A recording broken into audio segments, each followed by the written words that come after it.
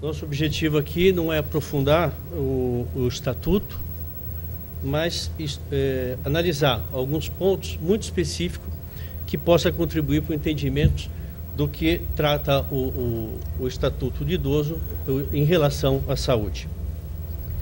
Introdutoriamente, podemos dizer que a preocupação com o idoso, ele não é recente, ainda que o Estatuto tenha sido consolidado em 2003,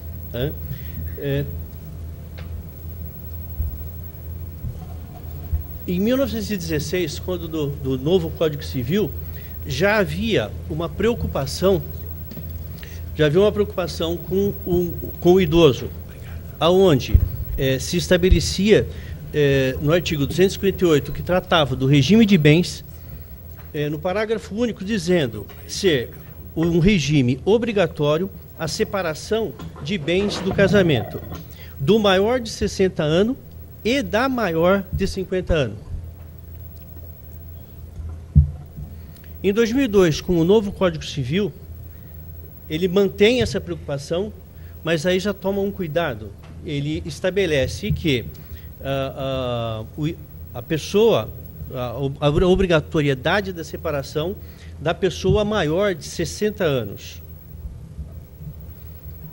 No Código Penal também, vigente, que é de 1940, também havia uma preocupação com o idoso. No artigo 65, que trata das atenuantes da pena, ele trata no inciso 1º, que ser o agente menor de 21 na data do fato ou maior de 70 anos na data da sentença. Ainda, a Convenção Americana dos Direitos Humanos, o Pacto de São José da Costa Rica, de 69, no preâmbulo, no artigo 4, ele estabelece: não se deve impor pena de morte à pessoa que, no momento da sua perpetração do delito, forem menor de 18 ou maior de 70 anos. Ainda a Lei 8.842, de 94, dispõe sobre a política nacional do idoso. No artigo 2º, ela já passa a considerar taxativamente definir o que é o idoso. Então, ele considera-se idoso, para os efeitos dessa lei, a pessoa maior de 60 anos de idade. Por fim, em 2003, com a Lei 10.741, que é o Estatuto do Idoso, ele define claramente o que é um idoso. É instituído o Estatuto do Idoso destinado a regular os direitos assegurados à pessoa com idade igual ou superior a 60 anos. Observa-se aí que o Estatuto do Idoso, ele não faz diferenciação com relação a sexo, condição social ou qualquer outra variante da condição humana.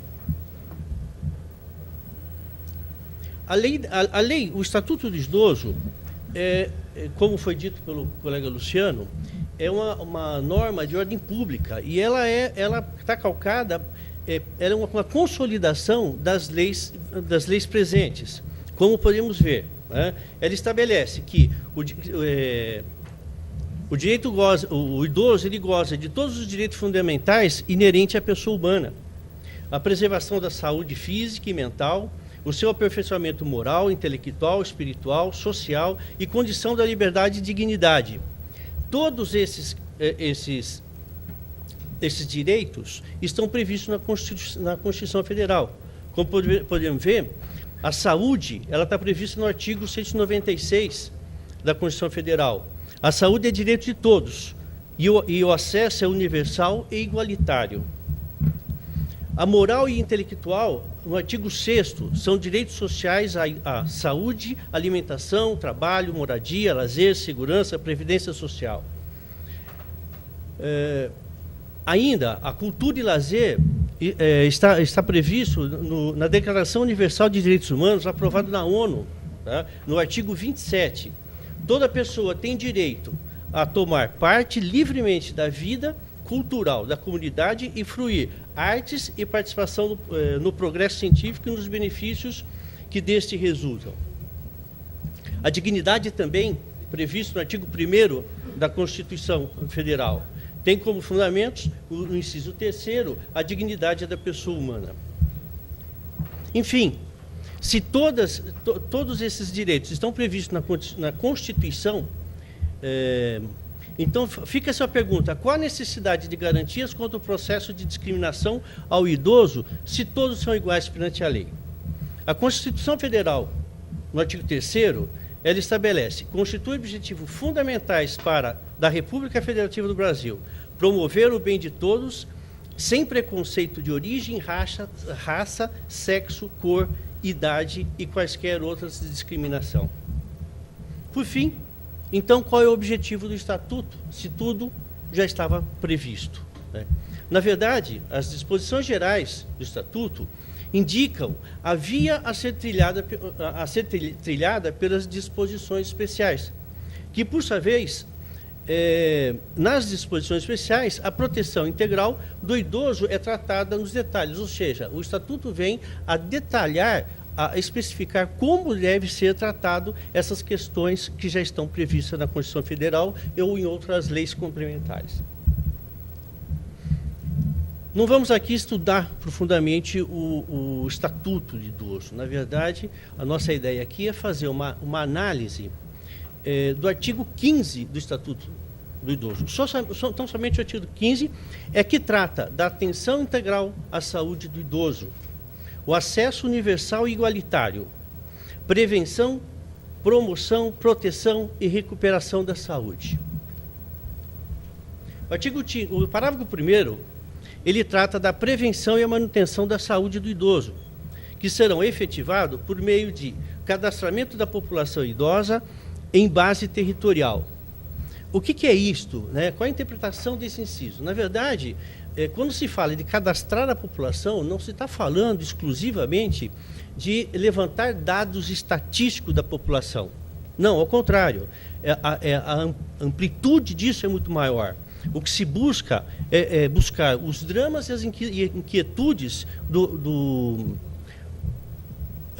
idoso. Quais são as suas angústias? Porque no momento em que ele passou 60 anos da sua vida, acumulando conhecimentos, acumulando conhecimentos, acumulando práticas, acumulando, enfim, aprendendo a se desenvolvendo, né? Nesse momento, qual é essa angústia? O que fazer? Simplesmente a sociedade o despreza, deixa ele de lado. Então, o objetivo de fazer esse cadastramento da população idosa é descobrir todos esses fatores com o objetivo de buscar cuidados curativos e preventivos, né? E desenvolver esse idoso a sua dignidade, no sentido de que o que fazer com todo esse conhecimento e experiência acumulado ao longo da vida, né? É desenvolver programas nesse sentido. No inciso 2º, o atendimento geriátrico e gerontólogo. Cabe esclarecer que o atendimento geriátrico, ele se ocupa do estudo do tratamento e prevenção dos processos patológicos, ou seja, das doenças especificamente. E o gerontólogo, ele se ocupa de estudo de fenômenos e características e problemas biológicos, econômicos e social na velhice. Unidades geriátricas de referência com pessoal especializado nas áreas de geriatria e gerontologia social.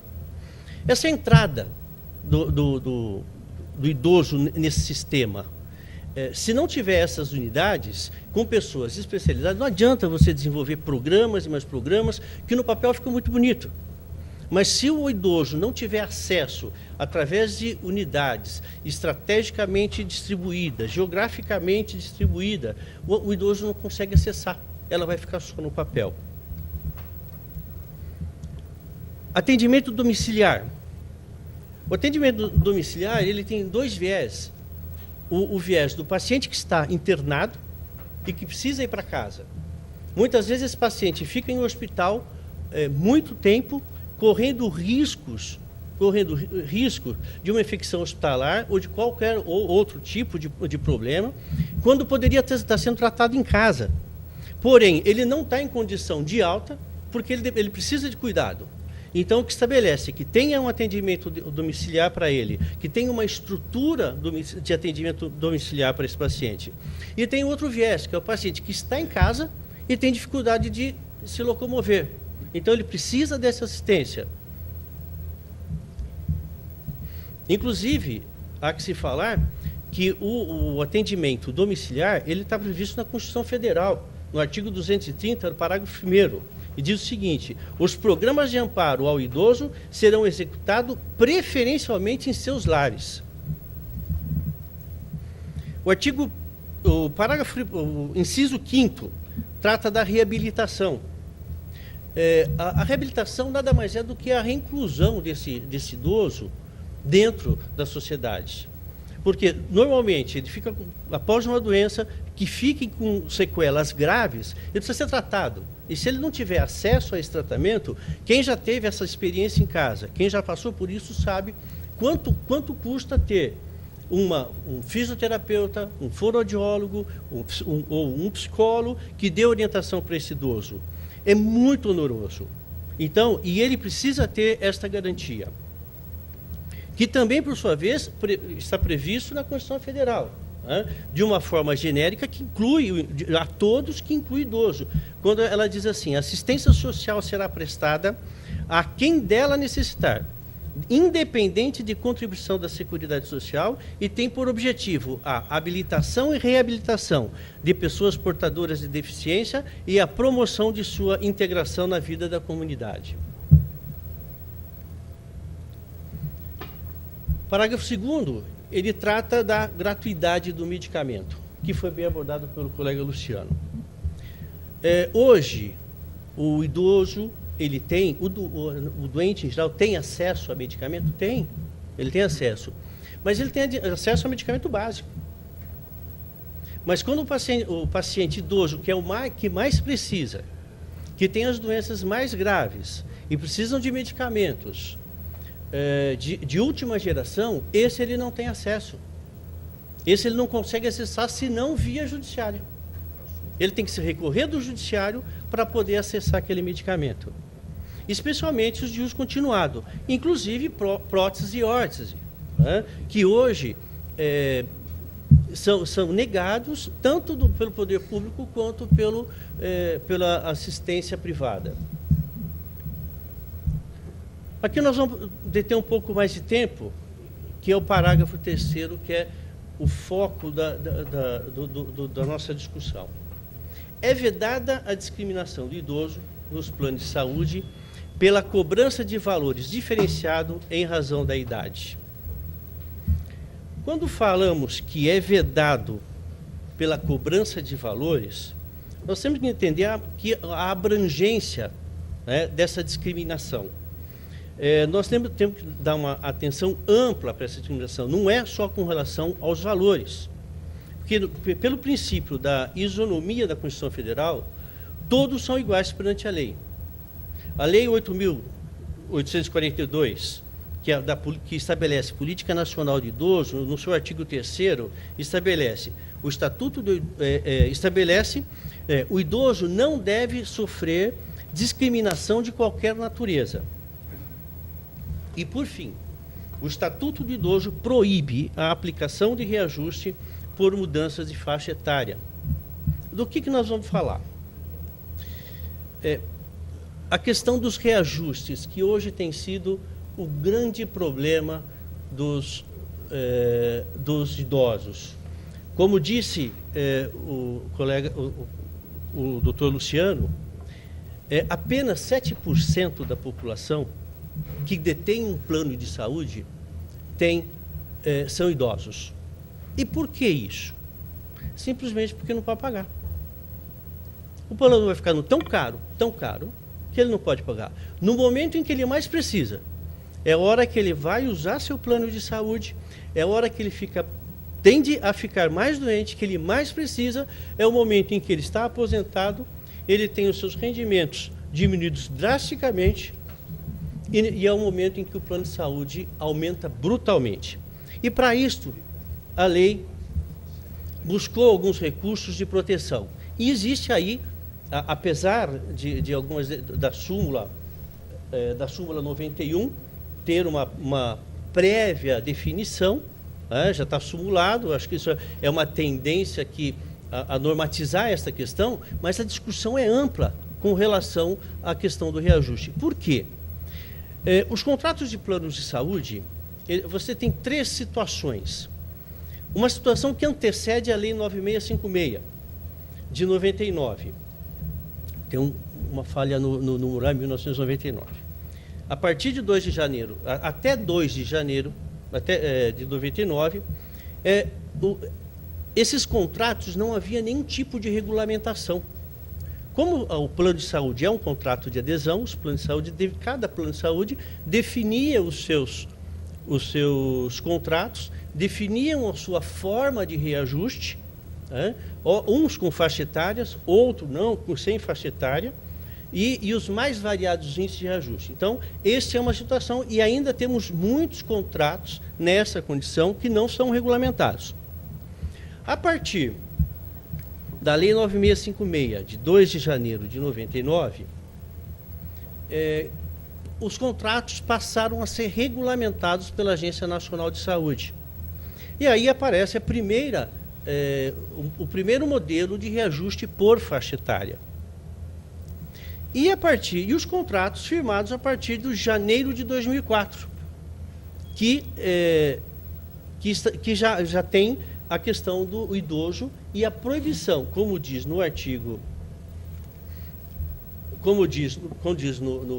no parágrafo 3º, que tem a vedação de cobrança de valores diferenciados em relação à idade. Segundo o entendimento das operadoras de saúde, aí a discussão de qual é o critério de reajuste para cada uma dessas situações. Segundo o entendimento das operadoras de plano de saúde, a lei é inconstitucional, porque estaria tratando diferenciadamente consumidores em situações idênticas. Ou seja, para quem tinha o contrato anterior, a lei 9656, e não era idoso, teria um tratamento, e quem era idoso teria outro tratamento. Então, entende as operadoras que não se aplica o Estatuto de Idoso para esse grupo de pessoas, porque ele é inconstitucional. E outro argumento das operadoras é que a aplicação do Estatuto inviabilizaria economicamente os planos de saúde. Por quê? Nos seus estudos atuariais não estavam previstas essa cobertura. E a crescer essa cobertura aos idosos e não ter uma contrapartida no prêmio pago, no valor da prestação, isso inviabilizaria economicamente o plano, o que não é verdade, porque isso, como está sendo feito agora, isso é repassado nos planos novos. Ele não pode repassar no plano antigo, mas pode estudar atuarialmente os seus planos e repassar esses preços para os planos novos, né? E também, por fim, entende os planos de saúde pela inaplicabilidade por conta do Pacta Sunt Servante, ou seja, não se deve aplicar porque existe um contrato, esse contrato foi feito de acordo com a vontade das partes e isto não pode ser aplicado. Esse é o entendimento das operadoras de plano de saúde e, com base nesse entendimento, tomam suas decisões.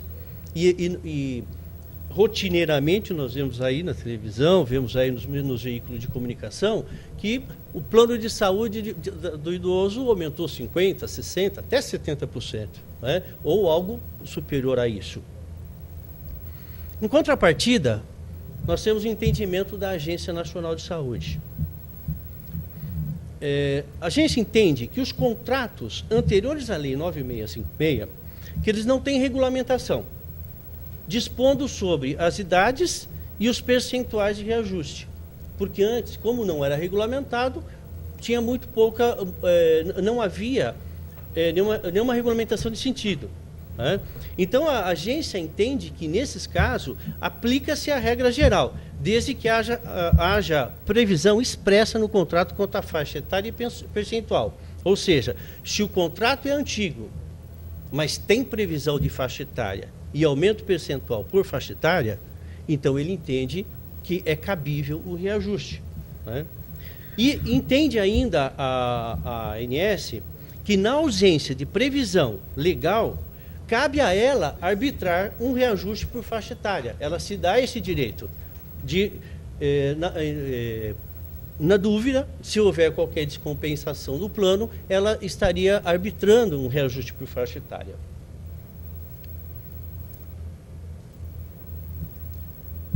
Com relação aos contratos posterior à Lei 9656, aonde já, na Lei 96, ela já estabeleceu essa questão de faixa etária, todos os contratos já tinham obrigatoriamente faixa etária, só que, como vocês podem ver, o quadro de faixa etária, ele tinha 7 faixas, que ia do 0 até 70 anos. Aí o problema dos contratos anteriores ao Estatuto do Idoso. Por quê? Com o Estatuto do Idoso, na faixa número 7, aonde aos 60 anos ele teria reajuste por faixa etária, e aos 69 para 70 teria um novo reajuste por faixa etária. Né? E isso fica proibido pelo Estatuto do Idoso. Né? Então, segundo o entendimento da ANS, são estabelecidas as faixas etárias e pode sofrer aumento. Ora, se o contrato é anterior ao Estatuto do Idoso, consta a faixa etária e consta percentual, entende a ANS que ele pode sofrer reajuste. Né? Agora, caso não haja, o que é improvável, porque era uma determinação legal que tivesse, mas caso houvesse algum contrato posterior à Lei 9656 que não tivesse previsão de faixa etária, entende a ANS que então trata-se de um reajuste abusivo, né, previsto nos artigos do CDC, na portaria da Secretaria de Direito Econômico e na própria Lei 9656. Aí, repetindo as faixas, né, vai de 1 a 7 e previa reajuste, então, quando da 9656, para idoso acima de 70 anos. Para os contratos firmados a partir de janeiro de 94. De acordo com a Resolução 63 de 2003, a ANS não pode haver reajuste de mudança de faixa etária para pessoa maior de 60 anos. Então, o que ela estabelece nessa resolução? Ela estabelece uma nova faixa etária, ou seja, passa a ter, então, 10 faixas etárias, que vai do 0 aos 59, sendo que, a partir da 10ª faixa, não haveria mais reajuste para os idosos. Estabelece também, isso já havia previsão na anterior, que o percentual máximo de aumento entre a primeira faixa e a última faixa não pode ser superior a 500%. O que significa isso? Quando você compra um plano de saúde, você tem lá uma tabelinha e você escolhe. Você tem, desde a primeira faixa, de 0 a 18, valores. E assim, à medida que vai mudando as faixas etárias, você tem um valor assim, para a faixa mais décima. No exemplo aqui, vocês podem usar, imagina que na faixa de 0 a 18 anos, o valor da prestação seja de R$100. E, portanto, a última faixa 10, ela não pode ser superior a 600%. Então, se vocês pegarem esses panfletos que distribuem aí por aí, de plano de saúde e tal, que tem aquelas tabelinhas da faixa etária, se vocês observarem, vocês vão ver que o primeiro, se você multiplicar o primeiro por 6, você vai ter o valor da última faixa etária. Neste meio, essa valorização percentual no meio, ela pode variar, como o entender do estudo atuarial de cada plano, com a previsão de cada produto que a operadora vende. Né? Então, para garantir que esta variação ela não se fixe na final para os mais velhos, a Agência Nacional ela estabeleceu um critério dizendo que a variação acumulada entre a 7ª e a 10ª faixa não pode ser superior à variação entre a primeira e a 7ª faixa. O que significa isto? Você pegar a avaliação da primeira e da sétima faixa, né, ela tem um valor percentual. Se pegar da sétima a décima, esse valor que der não pode ser superior à da primeira. O objetivo disso é não haver concentração de reajuste por faixa etária. Ou seja, você pega para os mais jovens, ou seja, com o objetivo de atrair os mais jovens para o plano de saúde, a operadora dá percentuais por faixa etária muito baixo. Mas quando você chega lá na sétima, a partir de 44 anos, que você realmente vai começar a precisar do plano de saúde, então o que acontece? Aí então vem todos os aumentos até chegar aos 60 anos. Então, a Agência Nacional de Saúde tomou cuidado de não permitir esse tipo de prática. Aí um comparativo entre as duas tabelas, a anterior, antes do Estatuto do Idoso e a partir do Estatuto do Idoso. Mais uma vez, a primeira tinha 7 faixas, podendo ter aumento na sexta com 60 anos, aonde a agência entende que se tiver essa tabela pode reajustar, e a nova, aonde ela entende que a partir de 59 anos, acima de 59 anos, não tem mais reajuste. Segundo entendimento dos órgãos de defesa do consumidor, o IDEC não adota o mesmo posicionamento da Agência Nacional de Saúde. O IDEC entende conforme a súmula 91 do TJ, ou seja, o Estatuto do Idoso se aplica a todos os planos. É uma lei de ordem pública, portanto, se aplica a todos, né, sem distinção. E estabelece, na hipótese dos planos anterior à Lei 9656, ele entende que mesmo nesse não há que se ter reajuste por faixa etária, pois ele se enquadra no CDC. De acordo com o CDC, é uma prática abusiva reajuste por faixa etária. Segundo o entendimento do Judiciário, existe muitas jurisprudência, tanto favorável quanto contrário. Tá? Podemos verificar algumas aqui, das favoráveis, onde foi julgado. É vedada a discriminação do idoso nos planos de saúde pela cobrança de valores diferenciados em razão da faixa etária.